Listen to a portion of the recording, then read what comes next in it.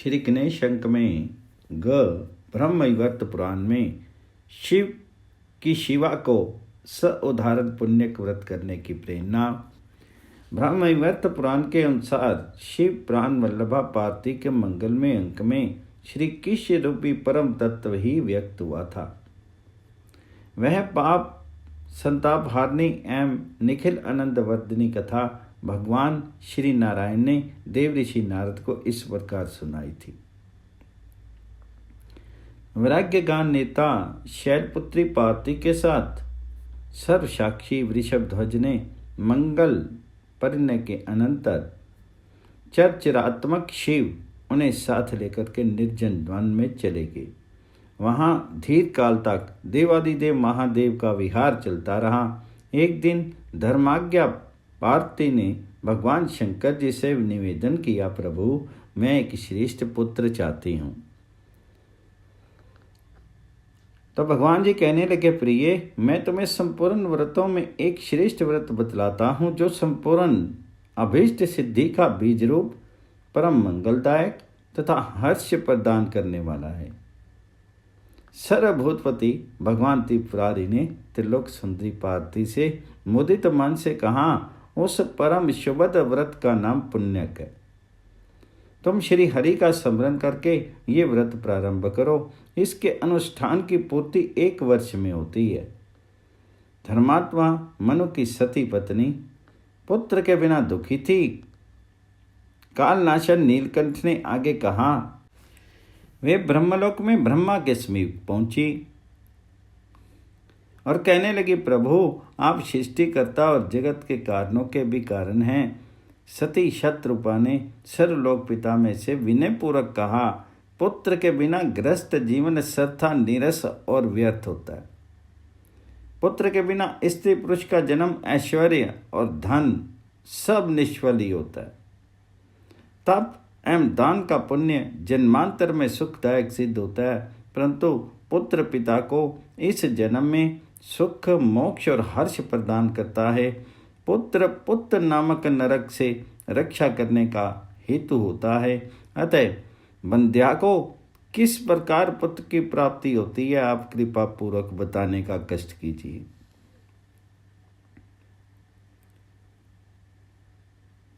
मैं पुत्र के बिना दुखी हूँ, आप मुझे पुत्र प्राप्ति का उपाय बताइए प्रभु जी।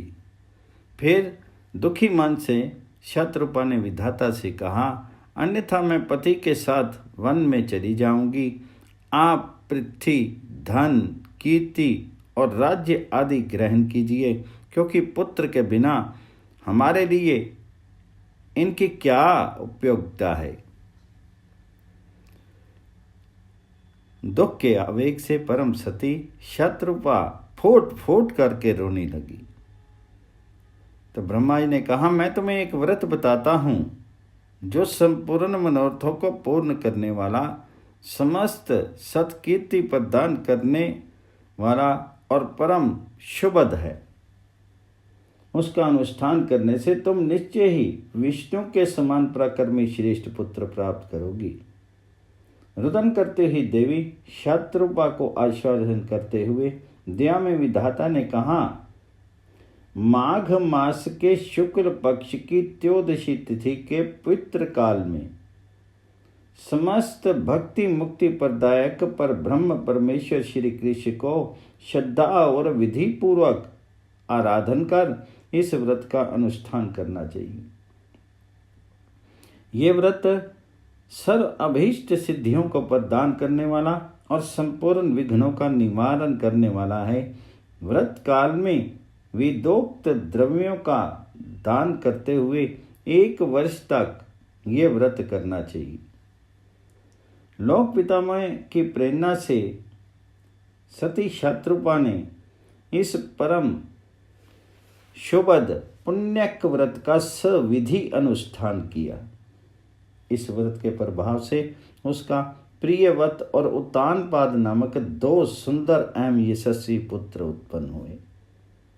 महाभागा देवाहुति ने भी इस पुण्यप्रद पुण्यक व्रत का अनुष्ठान किया था, जिसके प्रभाव से उन्हें सिद्धों में सर्वश्रेष्ठ एवं श्री हरि के अंश भगवान कपिल पुत्र रूप में प्राप्त हुए।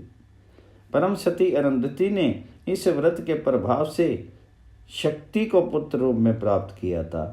देव माता अदिति ने भी इस पुण्यमय व्रत का पालन किया, जिसके फलस्वरूप उनके मंगल में अंक में भगवान वामन प्रकट हुए।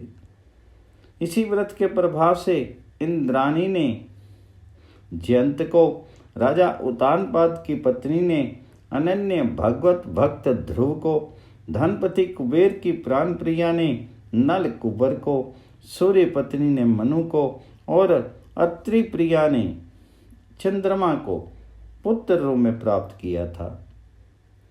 इसी महिमा में व्रत के प्रभाव से अंगरा पत्नी ने देवताओं के आचार्य परम पद प्रतिष्ठित बृहस्पति जैसा अन्यायन सात्विक बुद्धि विशारद पुत्र प्राप्त कर दिया था। भाग्यवती भृगुपत्नी ने इस व्रत का पालन किया था, जिसके फलस्वरूप उन्हें भगवान नारायण के अंश परम तेजस्वी दैत्य गुरु शुक्र जैसे महान पुत्र की प्राप्ति हुई। ये परम पुण्य में व्रत राजेंद्र पत्नियों और देवियों के लिए सुख साध्य एवं आनंदप्रद है। साध्वी स्त्रियों के लिए भी तो ये व्रत प्राण अधिक प्रिय है। पुण्यक व्रत की संक्षिप्त विधि। सरधर्मी पार्थी अपने प्राण वल्लभ जगत गुरु कपूर गौर के वचन अत्यंत ध्यानपूर्वक सुन रही थी और कृपा सिंधु वृषवाहन कहते जा रहे थे। माघ मास के शुक्ल पक्ष को त्रयोदशी के दिन इस व्रत का आरंभ किया जाता है। उत्तम व्रती को व्रत आरंभ के पहले दिन उपवास करना चाहिए और दूसरे दिन ब्रह्म मुहूर्त में शैया त्याग करके शौच आदि से निवृत्त होकर के निर्मल जल में स्नान करे। फिर आचमन आदि के अनंतर सर्वव्यापी श्री हरि को अर्घ्य प्रदान करके शीघ्र ही घर लौट आवे। घर पर नित्य कर्म पूर्ण कर लेने के बाद सुयोग्य पुरोहित का वरण कर स्वस्ति वाचन पूर्वक कलश स्थापन करे। फिर संकल्प के द्वारा ये महान व्रत अनुष्ठान आरंभ करे।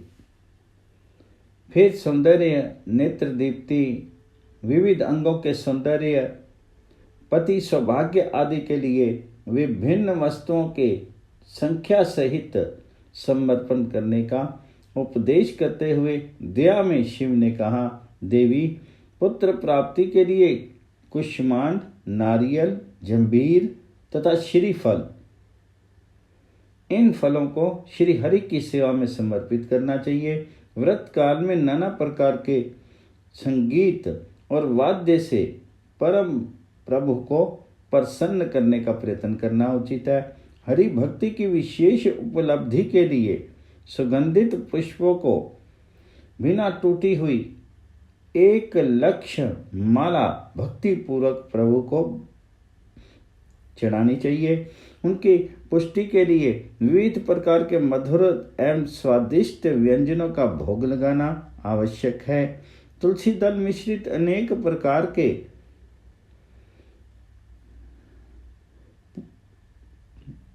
पुष्प समर्पित करने से श्री हरि की अत्यधिक प्रसन्नता प्राप्त होती है। जन्म जन्मांतरों में धन धान्य की वृद्धि के लिए व्रत काल में व्रती को प्रतिदिन 1,000 ब्राह्मणों को तृप्ति कर भोजन कराना चाहिए।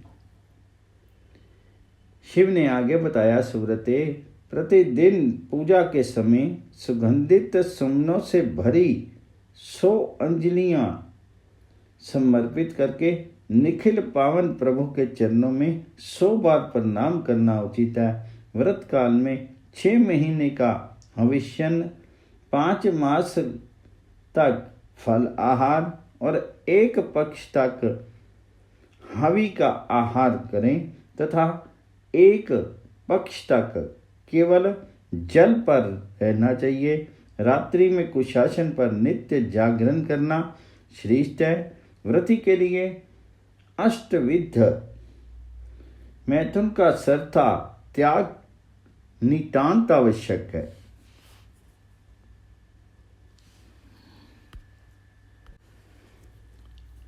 अष्ट मैथुन है, पहला है समरन, दूसरा कीर्तन, तीसरा केली, चौथा प्रेक्षण, पांचवा गोह भाषण, छठा संकल्प, सातवां अध्यवसाय तथा आठवां क्रिया निष्पत्ति।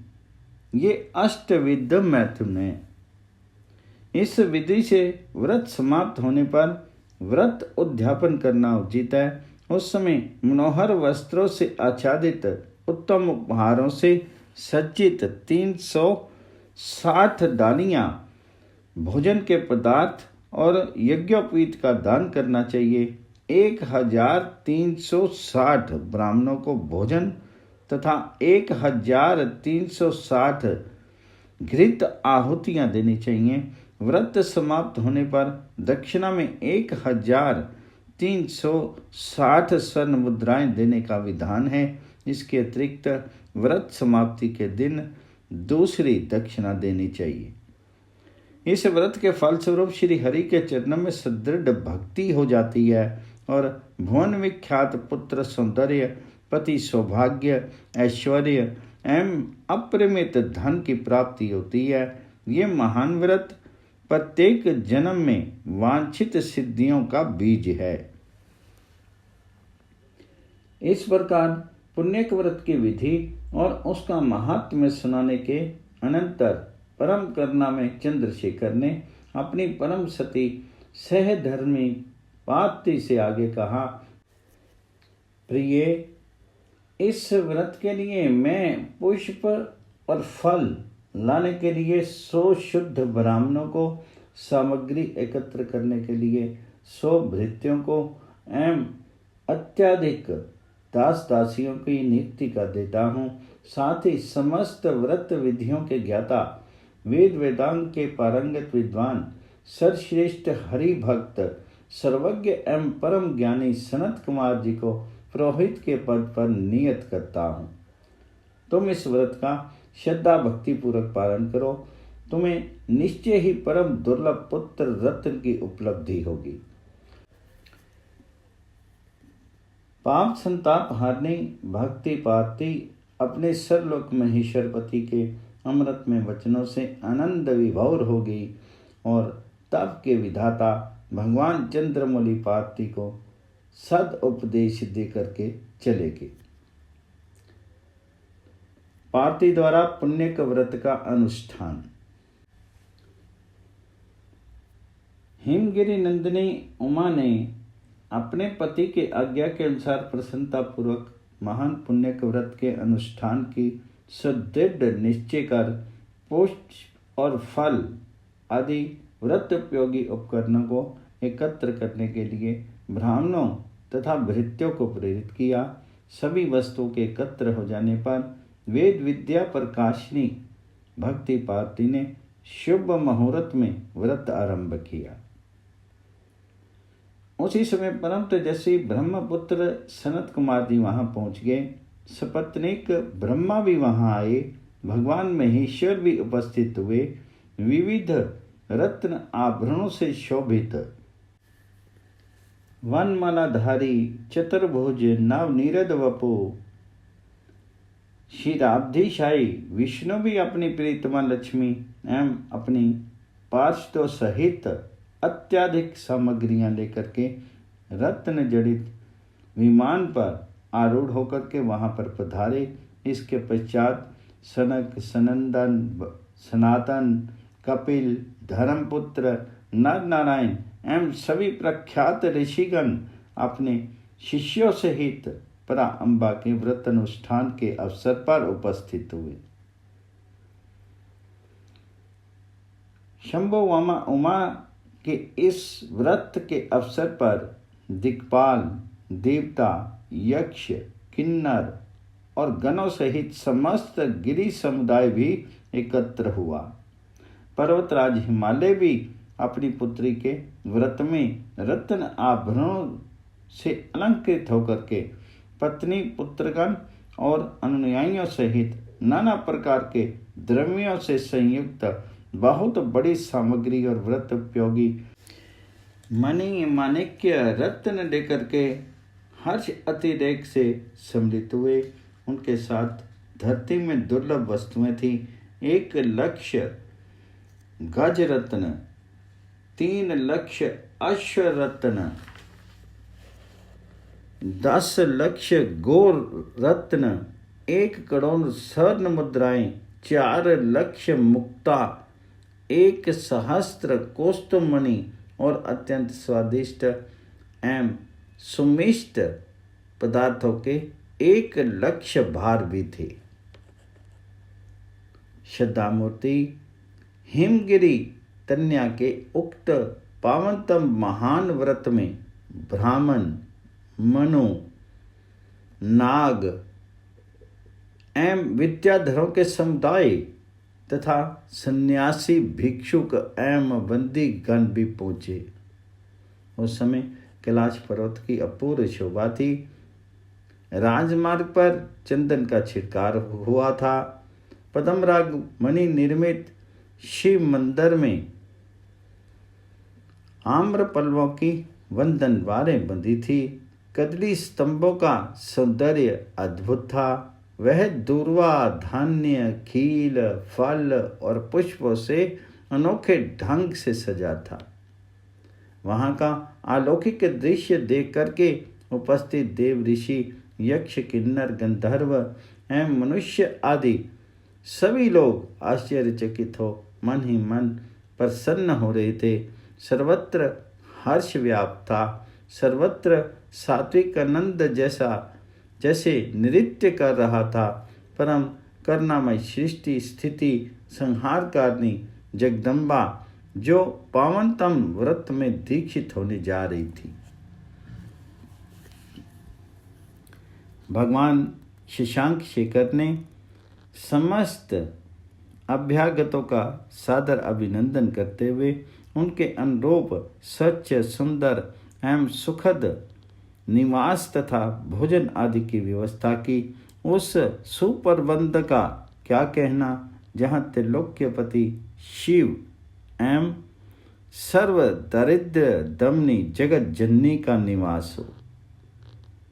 करुणामूर्ति जगदीश्वरी के उक्त व्रत स्थान के अवसर पर शचीपति इंद्र, दानाध्यक्ष, धर्मपति कुबेर कोषाध्यक्ष और स्वयं भगवान सूर्य आदेश प्रदान करने वाले थे। वरुण परोसने का कार्य कर रहे थे।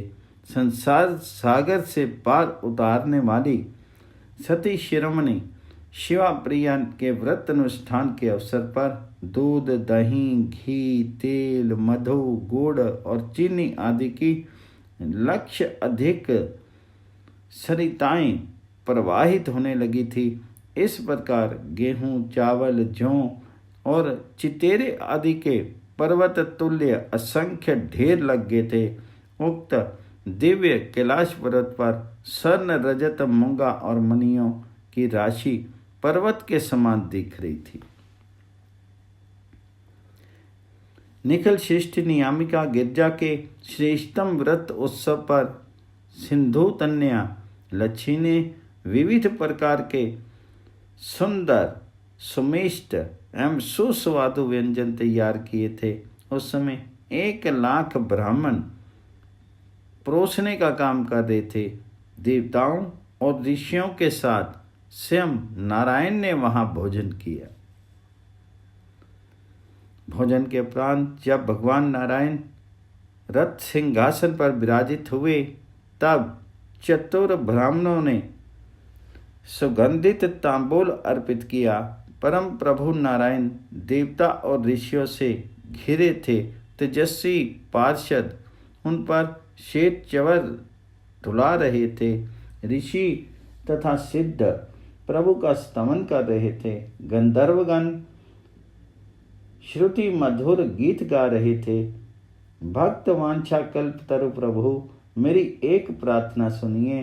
पितामह की प्रेरणा से अहि भूषण ने बद्ध अंजलि होकर के अत्यंत विनय पूर्वक प्रभु की स्तुति करते हुए निवेदन किया।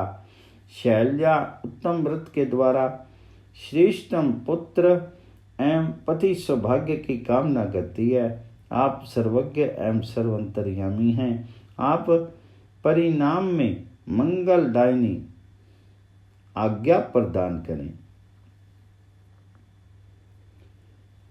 पशुपति ने पुनः क्षीर सागर शाही प्रभु की स्तुति की और फिर विधाता के मुख की ओर देख करके मौन हो गए। उमानाथ, आपकी सहधर्मी संतान प्राप्ति के लिए जिस पुण्य व्रत का अनुष्ठान करना चाहती है, वह व्रतों का सार तत्व दुराराध्य संपूर्ण अभीष्ट फलों को देने वाला सुखदायक और मोक्षप्रद है। स्वर्ग अपवर्ग के दाता सर्वभूतपति शिव के वचन सुनकर के श्री हरि ठठाकर हंस पड़े। फिर उन्होंने महादेव जी से कहा, साध्वी शिवा, पुण्यक व्रत का अनुष्ठान करे। इस व्रत आचरण से सहस्त्रों राजसु यज्ञों का पुण्य प्राप्त होता है। त्रिनेत्र श्री नारायण ने आगे कहा, इस व्रत में सहस्त्रों राजसु यज्ञों के समान धन का व्यय होता है। अतः ये व्रत सभी साध्वी महिलाओं द्वारा साध्य नहीं है। इस पुण्य में पुण्यक व्रत के प्रभाव से स्वयं पर ब्रह्म लोकनाथ श्री कृष्ण पार्थिव के अंक में क्रीड़ा करेंगे। उनका नाम गणेश होगा। उनके स्मरण से ही विघ्नों का नाश हो जाया करेगा। श्री नारायण के वचन सुनकर के त्रैलोक्य पावन त्रिलोचन हर्ष से गद्द हो गए। उन्होंने वह मांगलिक वार्तालाप अपनी प्राण प्रिया पार्थिव को सुनाया तो उनकी प्रसन्नता की सीमा नहीं रही। मुदित मन पार्थिव व्रत आरंभ के लिए प्रस्तुत हुई। उसी समय भगवान शंकर की प्रेरणा से विविध प्रकार के देव वाद्य बाज उठे। सत्य स्वरूपा उमा ने स्नान करके शुद्ध वस्त्र धारण करने के अनंतर चावल पर सविधि रत्न कलश स्थापित किया। फिर रत्न सिंहासनों पर सम आसीन श्रेष्ठ मुनियों एवं रत्न सिंहासन आसीन पुरोहित की विधि पूर्वक पूजा की। इसके साथ ही त्रैलोक्य तारणी गिरजा ने अत्यंत श्रद्धा और भक्तिपूर्वक ब्रह्मा विष्णु और महेश्वर की अर्चना की। इस प्रकार भक्ति शैलजा ने स्वस्ति वाचक पूर्वक व्रत आरंभ किया। तदनंतर उन्होंने मंगल कलश पर श्री कृष्ण का आवाहन कर उनका भक्तिपूर्वक षोडशोपचार से पूजन किया।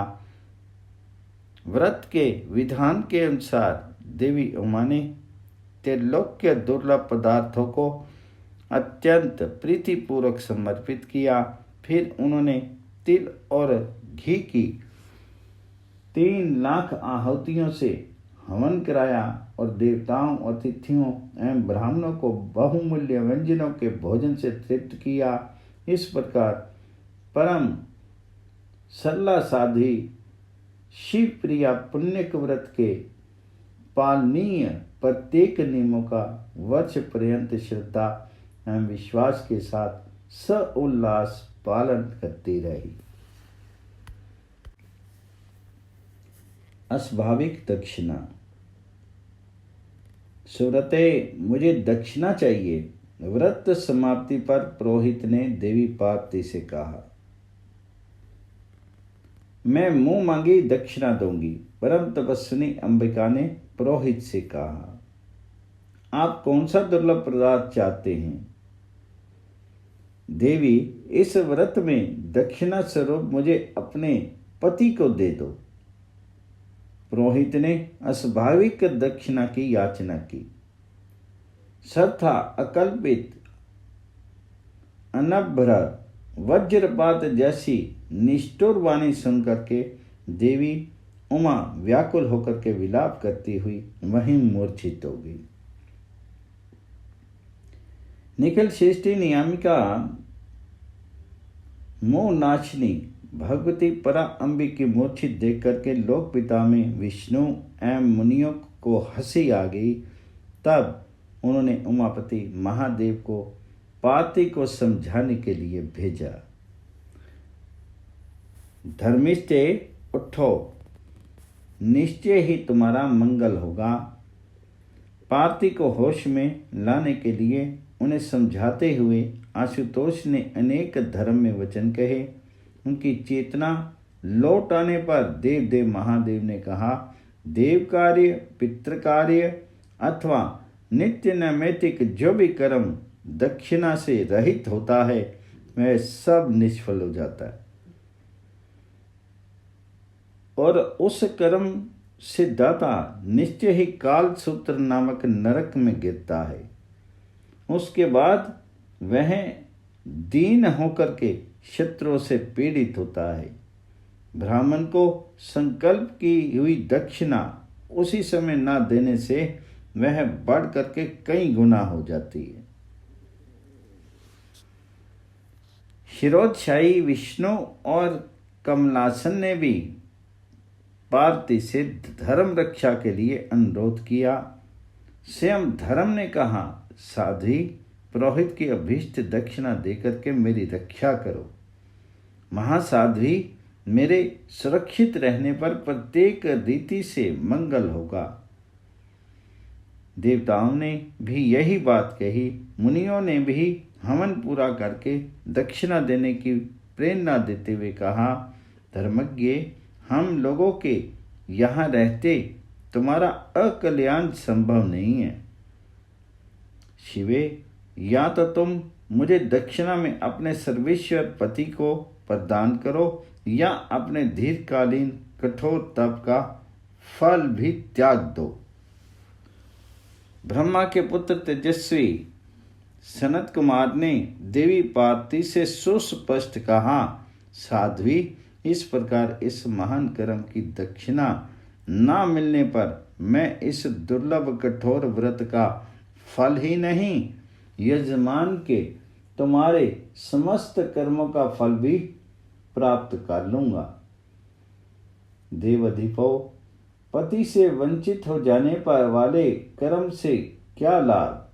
सत्य स्वरूपा परम सती पार्वती ने अत्यंत व्याकुल हो देवताओं से कहा, दक्षिणा देने, धर्म और पुत्र की प्राप्ति से मेरा क्या हित होगा। पृथ्वी देवी की उपेक्षा कर वृक्ष की पूजा से क्या प्राप्त हो सकेगा। यदि बहुमूल्य प्राण ही विसर्जित हो जाएं तो शरीर की रक्षा किस लिए होगी। इसलिए दुख से शिवप्रिया ने आगे कहा, देवेश्वरों, साध्वी स्त्री को लिए पति भी पुत्रों के समान होता है। ऐसी स्थिति में यदि व्रत में अपने पति की ही दक्षिणा दे दी जाए तो पुत्र से क्या लाभ होगा। पुत्र पति का ही वंश होता है, किंतु उसका एकमात्र मूल तो पति ही होता है। मूल धन के नष्ट होने पर तो समस्त व्यापार ही विनष्ट हो जाएगा। उसी समय अंतरिक्ष में देवताओं और ऋषियों ने एक बहुमूल्य रत्न निर्मित रथ देखा। वह घन नील पार्श्व से घिरा था। सभी पार्षद वनमालाधारी और रत्न आभरणों से विभूषित थे। उस रथ में से चतुर्भुज वैकुंठवासी श्री नारायण उतर करके देवताओं के सम्मुख उपस्थित हुए। उन परम तेजस्वी भक्त प्राण धन शंख चक्र गदा पद्मधारी श्री नारायण को ब्रह्मा विष्णु और शिव आदि देवताओं ने एक श्रेष्ठ रत्न सिंहासन पर बिठा करके उनके पाप ताप हारी अभ्यद चरण कमलों में श्रद्धा भक्ति पूर्वक प्रणाम किया और हाथ जोड़ करके गद कंठ से उनकी स्तुति की। देवताओं, वहां का सारा वृत्तांत जानकर भक्त विहारी श्री नारायण ने अपने स्वरूप तत्व की विस्तृत व्याख्या करते हुए देवगणों और मुनियों से कहा, शिवप्रिया, पार्वती का यह व्रत लोक शिक्षा के लिए है। अपने लिए कदापि नहीं, क्योंकि वे तो स्वयं समस्त व्रतों एवं तपस्याओं का फल प्रदान करने वाली हैं। इनकी माया से चराचर जगत मोहित है। फिर परम प्रभु श्री नारायण ने त्रैलोक्य वंदिता उमा से कहा, शिवे, तुम अपने पति महादेव को दक्षिणा में देकर के अपना व्रत पूर्ण कर लो। फिर समुचित मूल्य देकर के अपने जीवन धन को वापस ले लेना। गौओं की भांति शिव भी विष्णु के शरीर हैं, अतः तुम ब्राह्मण को गोमूल्य प्रदान कर अपने पति को लौटा लेना। इतना कहकर के महामहिम त्रैलोक्य पावन श्री नारायण वहीं अंतर ध्यान हो गए। सृष्टि नायक श्री नारायण के मुखारविंद से यह मंगल में वचन सुनकर के समस्त सुर मुनि समुदाय हर्ष उत्फुल्ल हो गया। कलमशहंत्री शिवा भी प्रसन्न मन से अपने प्राण सर्वस्व को दक्षिणा में देने के लिए प्रस्तुत हो गई। भक्ति पार्वती ने हवन की पूर्ण आहुति की और अपने जीवन नाथ शिव को दक्षिणा रूप में दे दिया। स्वस्ति कहते हुए सनत कुमार ने दक्षिणा ग्रहण कर ली। उस समय भयवश परम कोमलांगी पार्वती के कंठ ओष्ठ तालु सूख गए। वे परिवार, गौ का मूल्य मेरे पति के बराबर है। अंबिका ने दुखी हृदय से ब्राह्मणों से अत्यंत मधुर एवं विनीत वाणी में निवेदन किया, मैं आपको अत्यंत सुंदर 1,00,000 गायें प्रदान करूंगी। इसके बदले आप मेरे जीवन सर्वस्व को लौटा दें। अभी तो मैं आत्मा से रहित किसी भी कर्म में श्रद्धा असमर्थ हूँ। प्राणनाथ के मिल जाने पर मैं पुनः ब्राह्मणों को विपुल दक्षिणा में प्रदान करूंगी। देवी, मैं ब्राह्मण हूँ। सनत कुमार ने संत शिरोमणि पार्वती से कहा, मुझे 1,00,000 गौओं का क्या करना है, और इस दुर्लभ रत्न के सम्मुख गौओं से क्या लाभ होगा। मैं इस दिगंबर को अपने साथ लेकर के इन्हें आगे रख करके त्रिलोकी में भ्रमण करूंगा। उस समय बालक बालिकाएं इन्हें देख करके प्रसन्नतापूर्वक ताली बजा बजा कर अट्टहास करेंगी। इतना कहकर के सनत कुमार ने उमानाथ को अपने समीप बैठा लिया। पार्वती की व्याकुलता और विश्व मोहन के दर्शन। आहा, सुकोमल हृदय गिरजा जलहीन मीन की भांति छटपटाने लगी। मन ही मन में सोचने लगी, कैसा दुर्भाग्य है कि मुझे ना तो अभिष्ट देव का दर्शन प्राप्त हुआ और ना व्रत का फल ही प्राप्त हो सका। अधीर होकर के परम सती हिमगिरी तन्या शीत त्याग के लिए प्रस्तुत हो गई। उसी समय पार्वती सहित देवता ऋषियों ने शून्य में कोटि कोटि सूर्यों के प्रकाश में भी परम उत्कृष्ट तेज समूह देखा। उस प्रभा पुंज से समस्त दिशाएं एवं विस्तृत कैलाश दीप्यमान हो गया था। उसकी मंडलाकृति असीम एवं अनंत थी। प्रभु के इस महान तेज पुंज को देख करके देवगण उनकी स्तुति करने लगी। अनिर्वचनीय महाविराट प्रभु, आपका यथार्थ स्तवन संभव नहीं। उन महा महिमा में परम प्रभु की विविध प्रकार से स्तुति करते हुए विष्णु, ब्रह्मा, महादेव, धर्म देव समुदाय, मुनिगण, सरस्वती, सावित्री, लक्ष्मी और हिमगिरी ने कहा, आप अकथनीय स्वेच्छा में और ज्ञान से परे हैं। फिर वेदों के कारण स्वरूप आपकी स्तुति कैसे की जाए। आप मन और वाणी के अगोचर हैं। हम लोग तो आपके कलांश हैं। देवता और ऋषिगण चुप हो गए। उस समय कैलाश गिरी निवासिनी पार्थिव का तेजों में शरीर प्रज्वलित अग्नि की ज्वाला की तरह प्रकाशित हो रहा था। तेज की मूर्ति सी प्रतीत होने वाली उमा की सुंदरतम पावन अंग पर परम उज्जवल वस्त्र शोभित था और सिर पर जटा का भार उनके कठोर तप की सूचना दे रहा था। सर्वसमर्थ, सर्व अंतर्यामी एवं अनुपरमाणु में व्याप्त महिमा में श्री कृष्ण, आप तो मुझे जानते हैं किंतु मैं आपको जानने में समर्थ नहीं हूँ। जगन माता पार्वती ने भगवान शिव को प्रेरणा से व्रत के आराध्य थे परमात्मा के स्वरूप का गुणगान करते हुए कहा, परमात्मन मैं पुत्र दुख से दुखी होकर के आपकी स्तुति कर रही हूँ और इस समय आपके सदृश पुत्र प्राप्त करना चाहती हूँ, परंतु अंगों सहित वेद के विधान के अनुसार इस व्रत में अपने पति की दक्षिणा दी जाती है। ये अत्यंत दारुण कार्य है। दया में ये सब समझ करके आप मुझ पर दया कीजिए।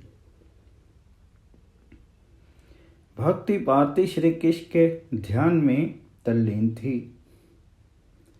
उस समय उस असीम एवं महान तेजो राशि के मध्य उन्होंने अद्भुत रूप लावण्य संपन्न विश्व विमोहन श्री कृष्ण स्वरूप का दर्शन किया।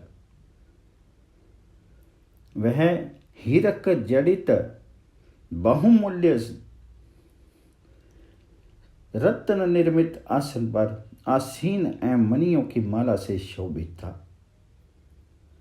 नवनीरद वपु पर अद्भुत पीतांबर की अवर्णनीय शोभा थी।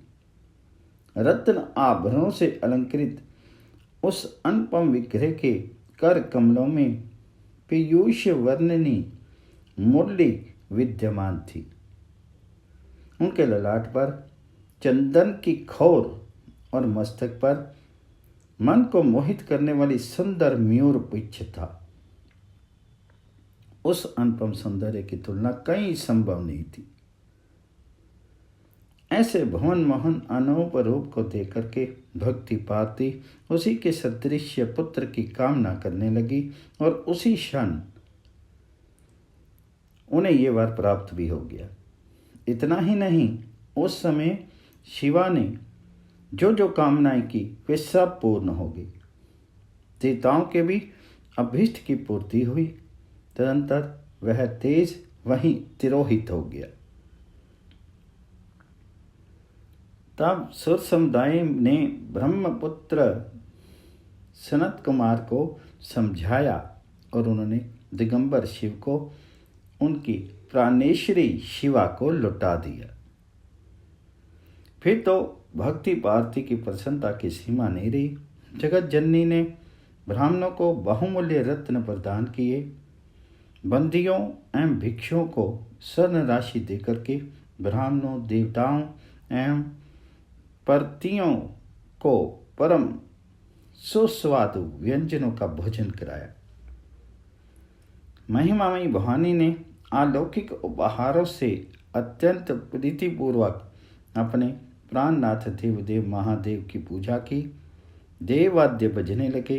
अनेक मांगलिक कार्यों के साथ साथ श्री हरि से संबंधित गाए गए मांगलिक गीतों से वह शुभ स्थल ध्वनित हो उठा। सर्वत्र आनंद और उल्लास का साम्राज्य व्याप्त हो गया। इस प्रकार सनातनी उमा का पवित्रतम पुण्यक व्रत समाप्त हुआ। पराम्बा ने विपुल रत्न राशि दान कर सबको भोजन कराया। तदनंतर उन्होंने अपने जीवन धन धर्म अध्यक्ष शिव के साथ स्वयं भी भोजन किया। फिर सबको कपूर आदि से सुवासित तांबूल देकर के उन्होंने भगवान शिव के साथ स्वयं भी उसे ग्रहण किया। इसके अनंतर जगदम्बा प्रसन्नतापूर्वक अपने पति के साथ एकांत में चलेगी। ओम गण गणपति नमः।